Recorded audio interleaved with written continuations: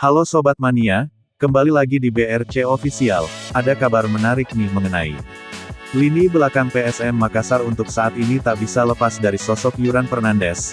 Hadirnya sosok bek jangkung tersebut, menjelma menjadi palang pintu yang kokoh di lini belakang PSM Makassar.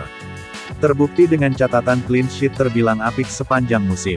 Kehadiran bek jangkung yang memiliki ketenangan di atas rata-rata ini, mampu memberi rasa tenang bagi lini tengah dan penyerang PSM Makassar.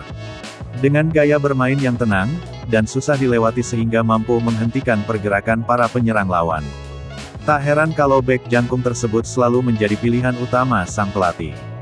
Terbukti berkat permainannya yang apik dan konsisten, bek jangkung ini mampu bawa timnya PSM Makassar menjadi juara di musim 2022/2023.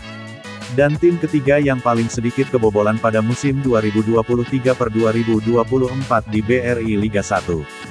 Dengan jumlah 39 kebobolan setelah Borneo FC 31 gol, dan Persib Bandung 38 kemasukan.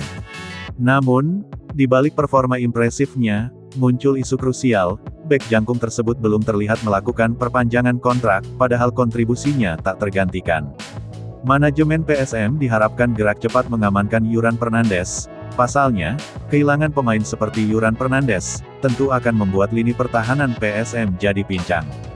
Terlebih, di tengah panasnya gejolak transfer pemain awal musim, yang merumorkan hengkannya salah satu jantung pertahanan PSM Safrudin Tahar yang menjadi tandem Yuran tentu akan memperburuk tim di lini pertahanan.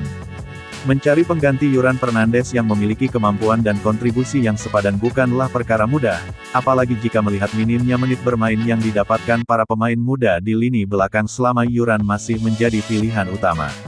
Pembaharuan kontrakan Yuran Fernandes menjadi kewajiban penting bagi manajemen PSM Makassar yang harus segera dituntaskan. Pasalnya, supporter klub pasti tak ingin kehilangan sosok Yuran Fernandes, yang selama ini menjadi pilihan utama yang kokoh di lini belakang tim Juku Eja.